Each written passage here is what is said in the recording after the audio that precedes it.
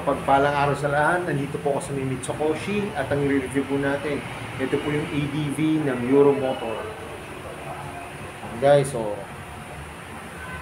kulay ano po siya, glossy na gray. Falcon 180i. Ito yung mukha. Pogi. Pero pag bago pa lang po kayo sa aking YouTube channel, pa-subscribe naman po at pahit ng notification bell para updated po kayo sa aking mga videos.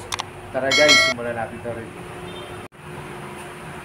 Guys, ito na po yung Euromotor Falcon 180i. ADV nila to guys. Kita nyo naman. Simulan natin itong review. Simulan po natin sa gulong. Ang tatak po ng gulong nito ay cordial. Ang sukat ay 110/80. ABS na siya.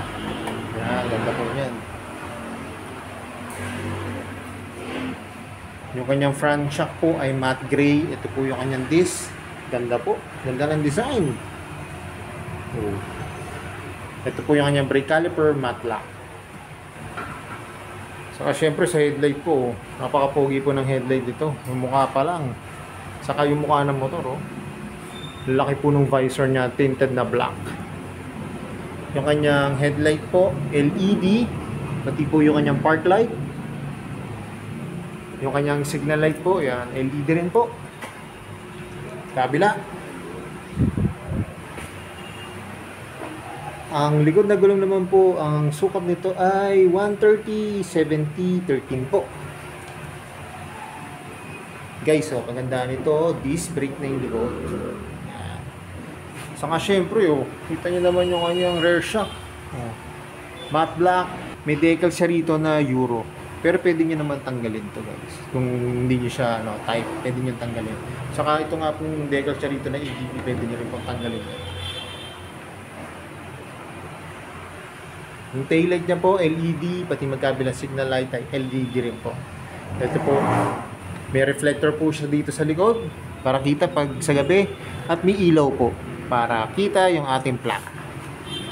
Ang ganda ng spike nito guys. Oh. Itong cordial na tatak na gulong.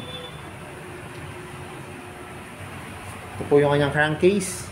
Yung naka-engrave po na Euromotor. Pero wala siyang kickstart. Saka ano na po siya, Enhanced Smart Power ESP. Kanyang side stand at center stand po ay glossy na black. Ito po guys, pag binaba nyo po ay automatic pong mamamatay yung engine. Ito po yung tapakan ng angkasan. Ganda. Saka guys, ito pong Falcon niya na 180. Emblem po siya. Emblem po. Ang grab bar niya po ay dark gray ang kulay. Yung muffler. Ganda ng design. Tapos yung tip niya, carbon. Carbon fairings po. Heat guard, cover na cover po yung ating muffler. Yung upuan guys, so yan o, napakaganda. Customized na siya. Yan, nakaka-camelback na po. Para po dun sa magdadrive yan, para po hindi sumakit yung ating likod. Ang ganda po ng design niya. Meron din siya dito ang carbon design. Yung naka-engrave po dito na Euromotor. Saka may plastic po. Magkabila. Saka yung back radio, yan. Hindi na po siya nausod. Yan, pag magdadrive. Saka guys, ang switch po niya ay dito na po. Yan, push button na. Yan. Ito guys yung kanyang susi, oh. Keyless na siya guys. Ganda. Pero meron po itong yung smart key niya po. Yan, para pag malulobat po kayo, pwede nyo pa rin po siyang i-start. Yan guys, so smart key niya para pag nalobat kayo, yan, pwede nyo pa rin siyang i-on. Dito lang po siya nakakabit sa ilalim.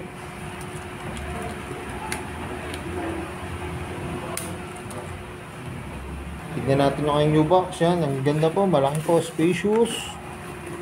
Kasya lang dito guys, half face na helmet. Pero malaki po siya. Yan. Ito po yung kanyang battery. May hook po siya para sabitan ng helmet o yung pinamili natin. Saka yung ilalim po ng upuan ng ginamit na material, plastic na black. Meron din po ditong kapitan ng tools. Yan.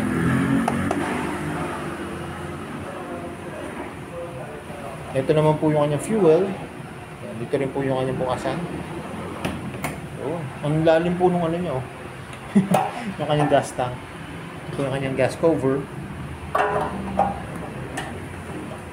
Yan. May naka-engrave po dito na ADV. Punta naman tayo sa manubela. Guys, ang ganda ng manubela nito. Naked handlebar na matte black. Ito po yung mga function.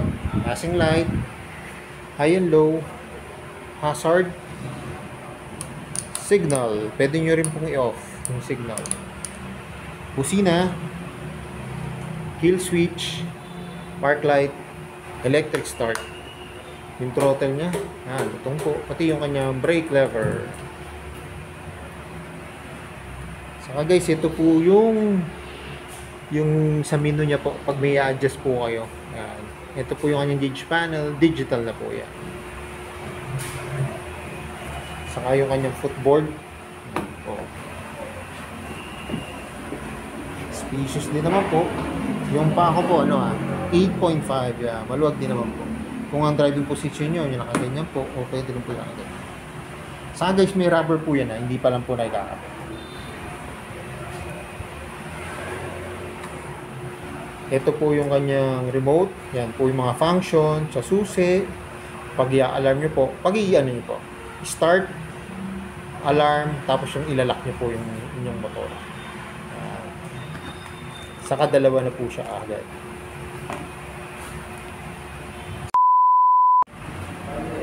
Guys, kita nyo kanina nakasakay na ako sa unit. Para po sa akin, sa height ko po na 5'5". Yan, medyo may kataasan po siya. Pero guys, pwede nyo naman itong ang magandang pagbaba po nito, yung sa harap. Pwede nyo pong pababaan ang harap nito. Yan. Kasi para sa akin, okay. Yung sa akin, para sa akin yung kaninang okay lang yung sa akin na nakatikto ako doon. Na gano'n. Kasi kagandahan po nito, ang ganda po ng gulong nito guys eh. Yun, sayang naman po kung papalitan nyo ng mas manipis. Maganda po ang gulong niya. O pwede naman po, ang palitan nyo po itong rear shock niya. Palitan nyo na lang po na mas mababa. Kung ang mga height nyo po yung kagaya po ng sa akin 5'5" pababa, yan, mas maganda po kung mas pabababa nyo ng konti. Kasi medyo mataas siya. Pero kung ang height nyo po ay 5'7" pataas, nako, goods na to. Pwede na to sa inyo guys. Saka yun nga po, lambot ang upuan, ang ganda, relaxing. Saka yung position nyo, kung ganito po kayo mag-drive o ganito yung paa nyo, maganda rin po siya. Yan. Saka guys, hindi ko napakita, may packet siya dito. Ito guys yung packet niya, mababaw lang siya, pero ganda nito, may USB port. May USB port po siya. Bili na lang po kayo ng CPU. Bili na lang po kayo ng CP holder. Sa kabilang side, wala na po siyang packet. Ayan. Saka guys, ito nga po lang mukha niya. Parang mayroon siyang uso dito. Parang may tuka na pairing siya. Tapos carbon design pa rin po. Na may Euro motor dito. Ito rin visor niya guys. Pwede nyo rin po siyang i-adjust. Hindi ko lang muna pakita. Pero yan. Pakita ko po sa inyo kung paano siya i-adjust.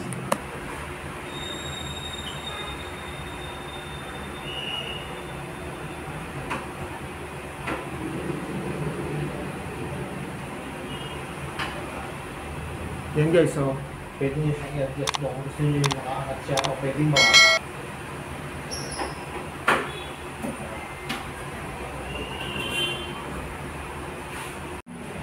So yun guys, alam ko ito nang inaabangan nyo. Magkano ba ngayon itong presyo nitong Falcon 180i?